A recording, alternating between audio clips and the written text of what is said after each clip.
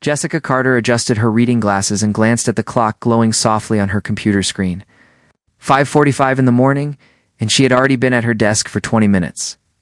Preparing the daily agenda for Cameron Blackwell, the CEO of Sterling Enterprises. 3 years she had worked in this position, and her routine remained unchanged.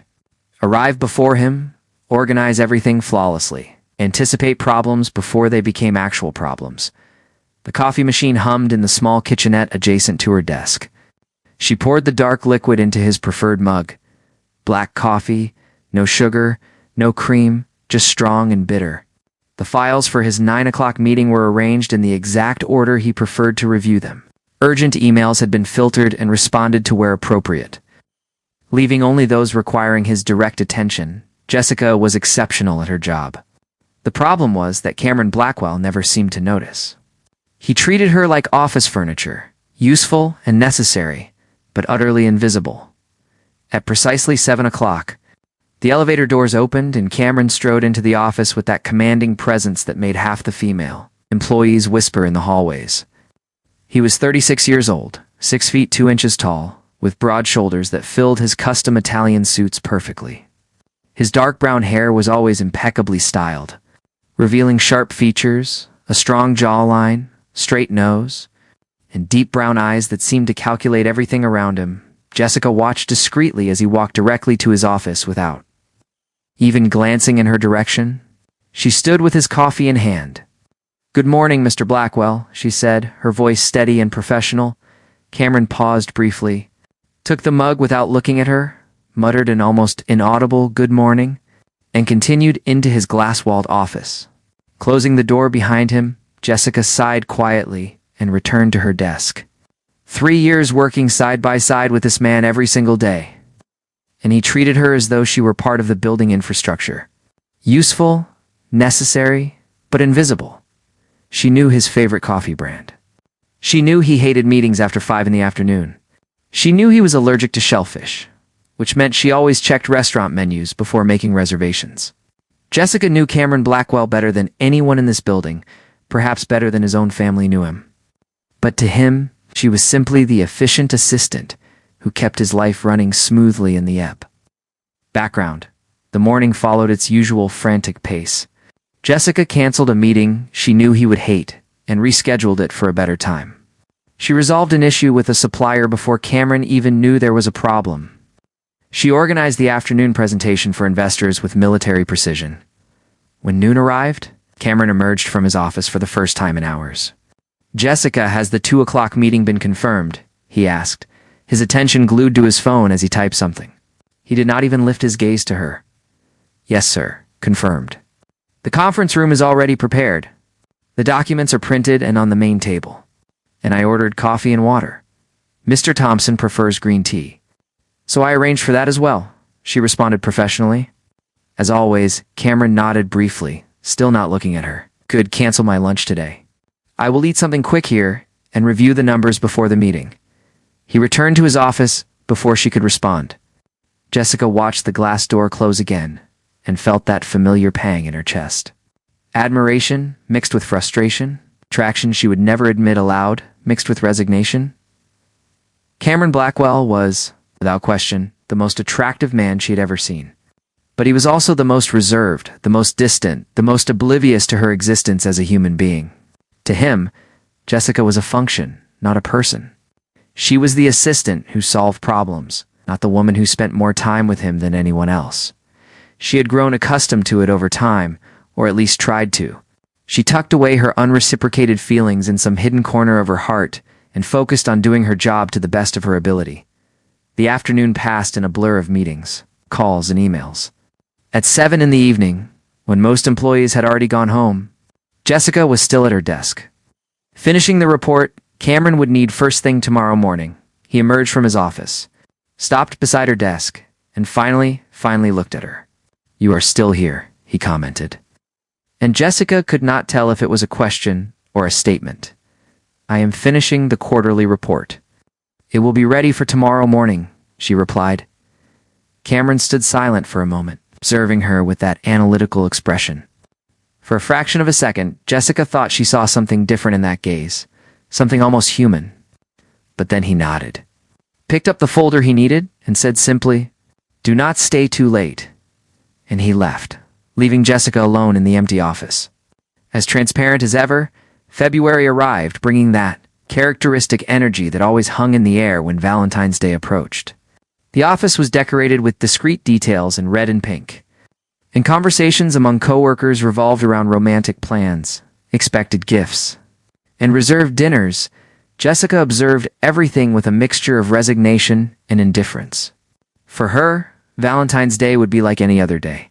Work, more work, and perhaps a frozen pizza at home while watching some random series. She expected nothing different. She had no boyfriend, no suitors, and certainly no romantic prospects on the horizon, or at least that was what she thought until a delivery arrived for her at reception. "Jessica Carter," the delivery person asked. Holding a large arrangement of red and white roses, Jessica blinked, confused. "Yes, that is me," she responded hesitantly. The delivery person handed over the flowers with a smile. "Someone is lucky. Happy early Valentine's Day." Jessica carried the arrangement to her desk, feeling all the curious eyes of her coworkers on her. The flowers were beautiful, clearly expensive, and came with a small card. She opened it with trembling fingers and read, "To the most intelligent and interesting woman I have met in months. I hope to see you soon, Derek." Jessica felt her face heat up. Derek Martinez. She had met him 3 weeks ago at a corporate event where she accompanied Cameron. Derek was an entrepreneur, owner of a successful startup, had spent much of the evening talking with her while Cameron was busy with investors. He was charming, attentive, and apparently interested in her. But Jessica had not expected him to actually make a move. Wow. Jessica, who sent those gorgeous flowers. Natalie from accounting appeared beside her desk with an animated expression. "A friend." Jessica responded, still processing. Soon, other coworkers gathered around, asking questions, giggling, creating that typical office commotion. Jessica tried to answer politely while arranging the flowers in a corner of her desk. But her attention was captured by movement behind the glass of Cameron's office. He was standing, looking directly at the scene. His face was neutral, but there was something in his posture, in the way his fingers closed around the pen he was holding, that seemed different. Jessica looked away quickly, feeling a strange chill run down her spine. The next day, another delivery arrived. This time, a box of imported Belgian chocolates with another card from Derek. The coworkers made even more fuss. Jessica was simultaneously flattered and embarrassed by all the attention. She was not accustomed to being the center of attention, especially not for romantic reasons. When she returned from lunch, she found a third surprise. A thick cream-colored envelope with her name written in elegant calligraphy. Inside was a formal invitation to dinner at La Bernardine, one of the most exclusive and expensive restaurants in the city, reserved for Valentine's Day. "Jessica, you have to accept." Natalie practically shouted when Jessica showed her the invitation. La Bernardine. Do you have any idea how impossible it is to get a reservation there? This guy is seriously interested. Jessica smiled, feeling butterflies in her stomach. Maybe this Valentine's Day would not be so ordinary after all. What Jessica did not see was Cameron observing everything from inside his office. He had a perfect view of her desk through the glass, and over the past 2 days, he noticed he had spent more time looking there than he should. Each delivery, each smile on her face, each laugh with coworkers seemed to poke something uncomfortable inside his chest. Cameron. Blackwell was not a man accustomed to feeling emotional discomfort. He had built his entire life around control, logic, and efficiency. Feelings were unnecessary distractions, especially feelings related to employees. But when he saw Jessica read that invitation, when he saw the genuine smile illuminate her face in a way he had never seen before, something inside him broke. Jealousy. It was jealousy he was feeling. Primitive, irrational, and uncontrollable jealousy. He imagined some idiot taking Jessica to dinner, making her laugh, holding her hand across the table, looking into those expressive eyes he had never really noticed until now. The image made his stomach turn. Cameron released the pen he had been gripping, so tightly that it bounced on the desk. How had he been so blind? Jessica had worked for him for years. He saw her every day, trusted her with every aspect of his professional life, depended on her in ways he had never depended on anyone. And only now, seeing another man interested in her, did he finally see her for real. He saw the sharp intelligence, the silent competence, the understated beauty that had always been there, but that he had completely ignored. He saw the way she bit her lower lip when concentrating, the small dimple that appeared when she smiled, the graceful way she moved through the office. Mr. Blackwell. Jessica's voice through the intercom pulled him from his thoughts. Yes. He responded, harsher than he intended. You have a call from headquarters. It is urgent. Cameron took a deep breath, trying to regain control. Put it through. He answered the call, discussed numbers and strategies, but his mind was elsewhere. It was on that invitation on Jessica's desk. It was on her smile. It was on the terrifying fact that he had been blind for too long to something that now seemed obvious. When he hung up the phone, he looked again through the glass window. Jessica was working, focused on her computer screen. Oblivious to the turmoil she had provoked inside him, Cameron rubbed his face with his hands. Messing up his impeccable hairstyle for the first time in years, he was in trouble. Big trouble. Cameron stared at the clock on his car dashboard. 7:15 in the evening. Jessica was probably already at the restaurant, or perhaps still getting ready at home, choosing a dress, applying perfume. Preparing to impress that idiot Derek, he gripped the steering wheel with unnecessary force and turned the car toward his penthouse. He had canceled all evening commitments, with vague excuses that left his secretary confused. Cameron Blackwell never canceled business commitments. Never. But the idea of sitting through a corporate dinner, pretending interest in empty conversations while Jessica was on a romantic date, was simply impossible. He would rather pull off his own arm. The penthouse was silent and empty when he arrived. Cameron loosened his tie, removed his jacket, and went straight to the bar. He poured 3 fingers of Scottish whiskey into a crystal glass and took a large sip. Feeling the liquid burn down his throat, he looked around the minimalist and absurdly expensive apartment he called home. Everything was perfect. Modern, impeccable, and empty. White walls, designer furniture, expensive artwork he never really appreciated. It was like the rest of his existence, functional, efficient, and lifeless.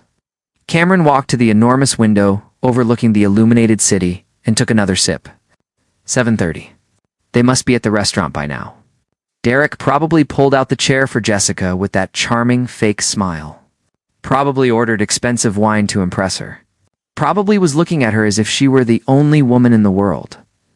The image made, Cameron gripped the glass so tightly it almost cracked. He imagined Derek touching Jessica's hand across the table, making her laugh with some unfunny joke, leaning too close while whispering something. He imagined Jessica smiling at him that way. She smiled when she read the invitation. He imagined her eyes sparkling under the restaurant's candlelight. The mental torture was unbearable. Cameron poured himself more whiskey, something he rarely did. He was not one to drink alone, not one to lose control. But that night, the control he had cultivated his entire life was hanging by a ridiculously thin thread. He sat on the Italian leather sofa and let his head fall back, closing his eyes. But closing his eyes only made everything worse, because then the images became even more vivid. He saw Derek holding Jessica's waist as they walked out of the restaurant. He saw him pressing Jessica against her car, leaning in slowly, capturing her lips in a kiss. Cameron opened his eyes abruptly, his heart beating erratically in his chest. What the hell? He muttered to the empty apartment, rubbing his face. How did he let this happen? How did he let another man get there first? The answer was obvious and pathetic. Because he had been a blind, arrogant idiot who treated Jessica like office furniture. She had been there being exceptional, being dedicated, being everything he did not deserve. And he simply ignored her until he saw another man giving her the attention she always deserved. Cameron stood and began pacing back and forth across the room, the whiskey glass still in his hand. His mind, trained for precise analyses and logical decisions, was now trapped in an obsessive loop of increasingly worse scenarios. 10 o'clock.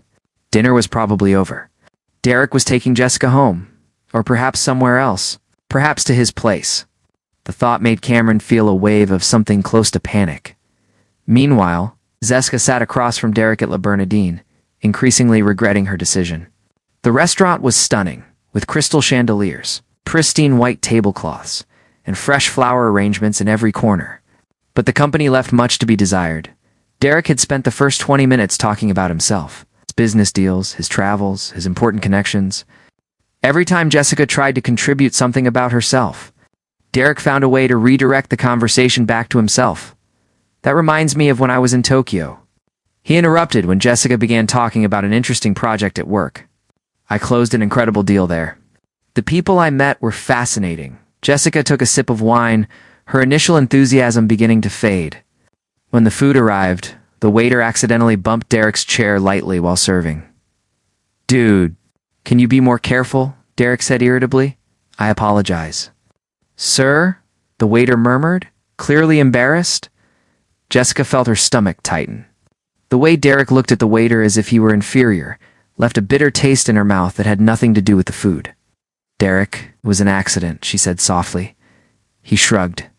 It is his job not to bump into people. If he cannot do it right, he should find another job.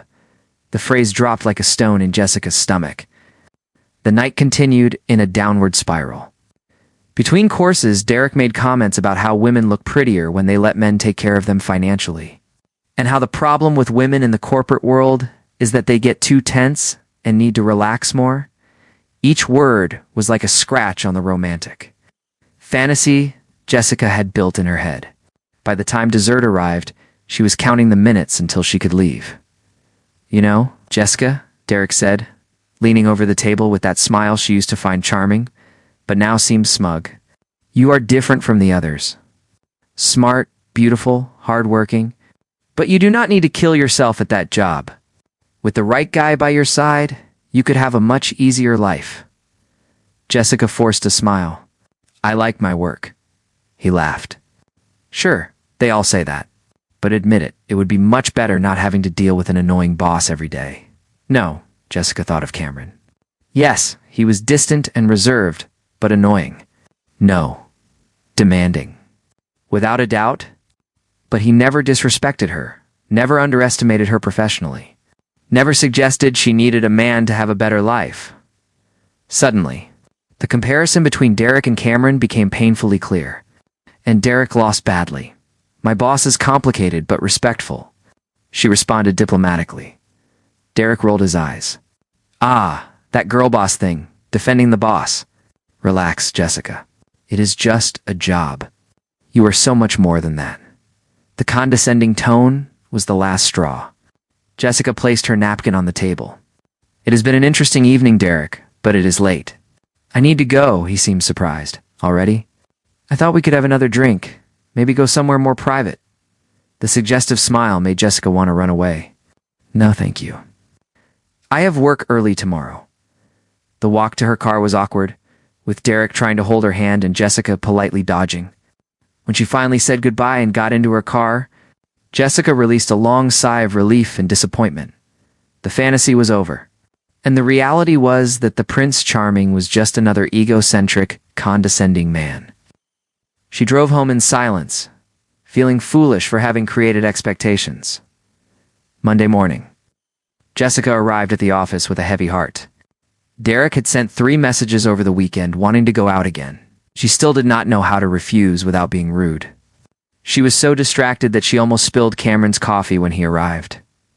"Good morning," he said, and Jessica blinked in surprise. Cameron was looking at her, really looking, not just in her vague direction while thinking about other things. "Good morning, Mr. Blackwell. How was your weekend?" he asked. And Jessica almost dropped the coffee again. Cameron had never asked about her weekend. "It was interesting," she responded cautiously. He nodded, observing her face with attention that made Jessica feel exposed. "Interesting good or interesting complicated?" The question was so unexpected that Jessica let out a nervous laugh. "A bit of both." Cameron was silent for a moment, then did something that left Jessica shocked. He smiled. It was not a big smile, just a slight curve of his lips. But it was the first time she had seen Cameron Blackwell smile for real. "I understand the feeling," he said softly. Then he took the coffee cup from her hands, his fingers briefly brushing hers. "Thank you for the coffee, Jessica. It is perfect, as always. He entered his office, and Jessica stood frozen, staring at her own hands, still feeling the ghost of his touch. What just happened? Throughout the day, the strangeness continued. Cameron asked for her opinion on a presentation, something he never did. At lunchtime, he appeared at her desk with 2 coffees. "I thought you might need this," he said, placing a cup in front of her. "You look tired." Jessica accepted the coffee wordlessly. Who was this man? And what had he done with Cameron Blackwell? Later, when she was organizing files, she felt eyes on her. She looked up and found Cameron watching her through the glass of his office. When their eyes met, he did not look away immediately, as he would have before. Instead, he held eye contact for 3 seconds before returning to his computer. Jessica felt her heart accelerate in a way that had nothing to do with Derek and everything to do with the disconcerting change in the behavior of the man she secretly admired that afternoon. Cameron appeared at her desk with a concerned expression. "Jessica, we have a problem," he said, and she immediately went into professional mode. "What happened?" He rubbed the back of his neck, a stress gesture she was learning to recognize. "The presentation for the Japanese investors is tomorrow, and I just discovered that half the data is wrong. Someone on the team used outdated numbers." Jessica was already standing, grabbing her tablet. "How much time do we have?" Cameron checked his watch. "They arrive at 9 in the morning. It is 6 in the evening now. 15 hours?" Jessica did quick mental calculations. "I can redo the presentation if you give me the correct numbers." "It will take all night, but there is time." Cameron hesitated. "Jessica, I cannot ask you to do that. You are not asking." "I am offering," she interrupted. "This contract is too important to risk." The look he gave her was one of gratitude and something deeper. "Okay, let us do it together then. Order food and coffee. It is going to be a long night." By 8 in the evening, the office was empty except for the 2 of them. Chinese food boxes were scattered across the conference table where they worked side by side, surrounded by papers, laptops, and 3 already empty coffee pots. "This graph here." Jessica pointed at the screen, leaning forward. Cameron moved closer to see better, his shoulder touching hers. Neither moved away. "You are right. Let us change the scale," he murmured so close that Jessica felt his breath graze her neck. She swallowed hard, trying to maintain focus. The hours passed in a blur of concentrated work and growing proximity. Each accidental touch of hands when passing documents lasted a second longer than necessary. Every time Cameron leaned over her shoulder to see the screen, he stayed a bit closer. Every time Jessica turned to ask a question, their faces were dangerously close. Midnight arrived and the presentation was almost ready. Jessica stretched, rolling her tense shoulders. "Tired?" Cameron asked, watching her a little. "But we are almost done." He stood, walked, until he was behind her. And before Jessica could process what was happening, he placed his hands on her shoulders. "You are tense," he said softly, beginning to massage the tight muscles. Jessica froze, every nerve ending in her body on high alert. Cameron's hands were firm, skilled, and completely crossing the line of professionalism. She should stop this, should move away, but instead, she let out an involuntary sigh of relief when he untied a particularly painful knot. "Relax." "Jessica," Cameron murmured, his voice husky. "You worked hard today." Jessica closed her eyes, allowing herself to enjoy the moment. His hands moved from her shoulders to the base of her neck, his thumbs making circles that were simultaneously relaxing and incredibly exciting. Her breathing became irregular. "Cameron?" she whispered. And it was the first time she said his first name out loud. He stopped immediately, his hands still on her shoulders. Jessica slowly turned her chair, looking up. Cameron was looking at her with an intensity that made her heart race. His dark brown eyes were even darker, his breathing clearly affected. For a long moment, neither of them moved. Then Cameron slowly raised his hand, as if in a trance, and touched her face. His fingers slid along her jawline, his thumb grazing her lower lip. Jessica could barely breathe. "Jessica," he said, his voice rough. "If you want me to stop, you need to tell me now." Instead of responding, Jessica stood, closing the space between them. She was so close she could feel the heat of his body, see the nuances in his dark eyes. Count each irregular breath. Cameron slid his hand to the nape of her neck, his fingers intertwining in her hair. He leaned in slowly, giving her time to pull back. Jessica did not pull back. When their lips were inches apart, when she could feel his breath mingling with hers, when every fiber of her being screamed to close that impossible distance, the desk phone rang loud, shrill, destroying the moment. Both jumped back as if shocked. Cameron answered the phone, his voice tense. Jessica stepped away, her heart beating so hard she was sure he could hear it. What almost happened? What had they almost done? Cameron finished the call and rubbed his face with his hands. It was security doing rounds. They stood there, looking at each other across the conference table. The air still charged with the tension of the almost kissed Jessica. He began. "We should finish the presentation," she interrupted. Not trusting herself to hear whatever he was going to say, Cameron nodded slowly. Yes, the presentation. They returned to work, but everything was different. Now, every glance was loaded, every silence was full of unspoken things. Every casual movement was hyper-conscious of the other. At 3 a.m, the presentation was finalized. Impeccable. Perfect. Ready to impress the investors. Jessica saved the last version and leaned back in her chair, exhausted. "We did it," she said. Cameron was watching her with that intensity back. "You are incredible, you know that?" The compliment, coming from him after the night they had, was too much. Jessica felt tears threaten from exhaustion, emotion, confusion about what was happening between them. "I should go home," she murmured. Cameron nodded. "Let me drive you." "You do not need to, Jessica. It is 3 a.m. "Let me take you home." The tone left no room for discussion. The drive to Jessica's apartment was silent but heavy with anticipation. When Cameron stopped in front of her building, neither of them moved to leave. The engine idled softly, filling the quiet space between them.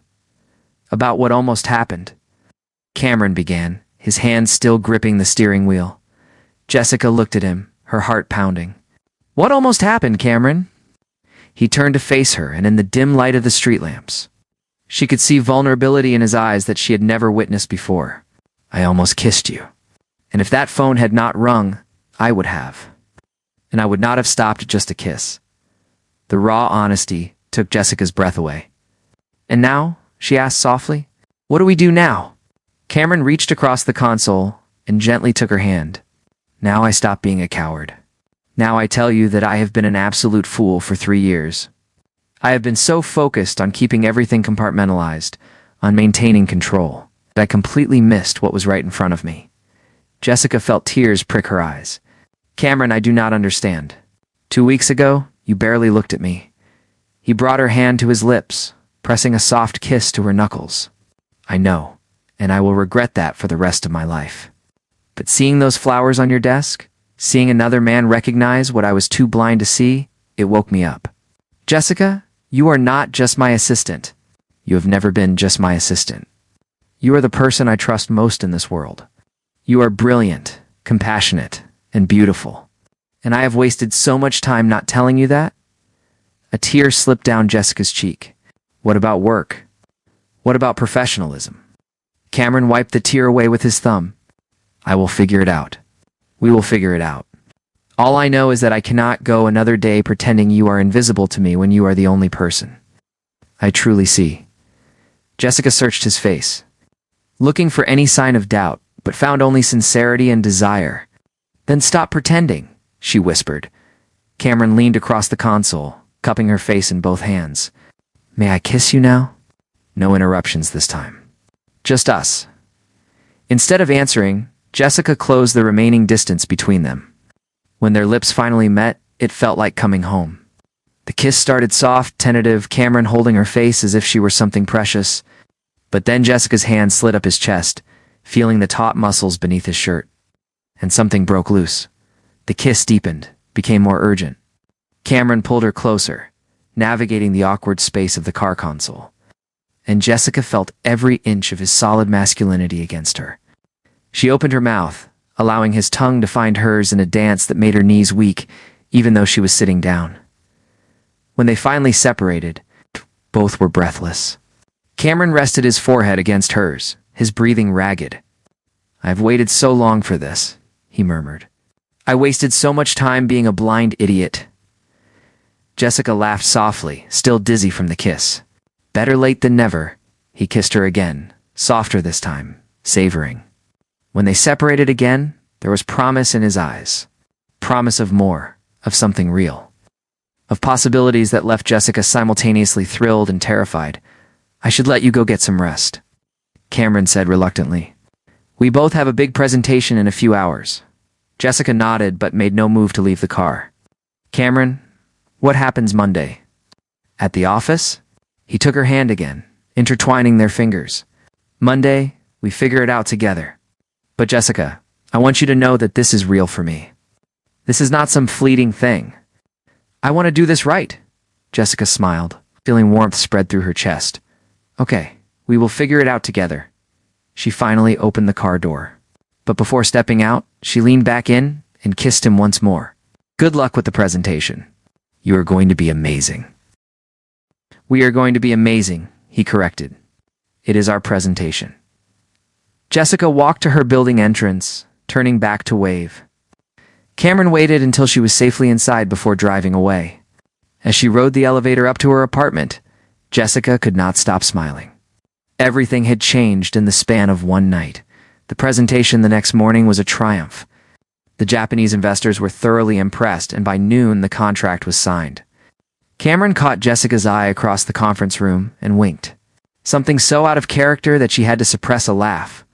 The following Monday morning, Jessica arrived at the office with butterflies in her stomach. She had no idea how they would navigate their new relationship in the professional environment. The answer came when Cameron arrived at 7 o'clock. But this time, instead of walking straight to his office, he stopped at her desk.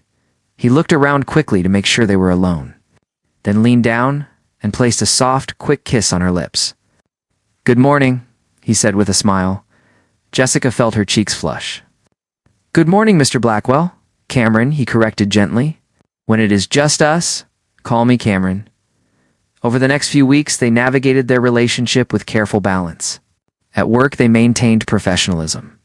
Though anyone paying attention might notice the softer way Cameron spoke to Jessica, the way his eyes lingered on her, the way he found excuses to work closely with her. Derek's messages had finally stopped after. Jessica sent a firm but polite message explaining she was not interested. She blocked his number and never looked back. One evening, about a month after their first kiss, Cameron asked Jessica to stay late. When the office emptied, he came to her desk with a serious expression. Jessica, we need to talk. Her heart sank. Those 4 words never meant anything good. Okay, she said cautiously. Cameron sat on the edge of her desk. I have been thinking a lot about us, about how we navigate this relationship given our work dynamic. Jessica felt her stomach twist. Are you ending this? What? No, he said quickly, taking her hands. No, absolutely not. The opposite, actually. Jessica, I want to do this right. I have spoken with HR and the board. I want to be transparent about our relationship. Jessica's eyes widened. You told them? Cameron nodded. I am not going to hide you or what we have, but I also want to make sure you are protected. HR is going to work with us to ensure there are no conflicts of interest. And I want to make sure you know that your position, your career, secure, regardless of what happens between us personally. Tears filled Jessica's eyes. You did that for me? He cupped her face gently. Jessica, I would do anything for you. These past weeks with you have been the happiest of my life. I am not going to mess this up by being careless or by letting anyone think you have not earned every bit of your success. Jessica threw her arms around his neck, holding him tight. I love you, she whispered. Cameron pulled back to look at her, his eyes shining. You do? She nodded, tears streaming down her face. I think I have loved you for a long time. I just never thought you would see me. He kissed her deeply, pouring all his emotions into it. I see you now, Jessica. I see you, and I love you too. I am sorry it took me so long. They stood there in the empty office, holding each other to people who had been invisible to each other for so long. Now finally seeing clearly 6 months later, Cameron took Jessica back to the spot where they had their first real kiss on that walk after meeting his friends. Under the same city lights, he got down on one knee and asked her to marry him with a ring that sparkled almost as brightly as her tears of joy. Jessica said yes without hesitation. At their wedding a year later, Cameron gave a speech that had everyone in tears. He talked about how easy it is to overlook the most important things in life when you are focused on the wrong priorities. He talked about how a bouquet of flowers on Valentine's Day had shaken him awake. He talked about how jealousy had been the uncomfortable catalyst that forced him to finally see what had been in front of him all along. But most importantly, he said, looking directly at Jessica, "I learned that love does not always announce itself with fanfare. Sometimes it has been there quietly, patiently, waiting for you to open your eyes." Jessica was never invisible. I was just blind. And I thank God every day that I finally learned to see. Jessica stood and walked to him, taking the microphone. And I learned that sometimes the person you have been waiting for has been right there all along. Sometimes he is the difficult boss who challenges you, who makes you better, who sees your potential even when he cannot see his own feelings. Sometimes love is not about being swept off your feet.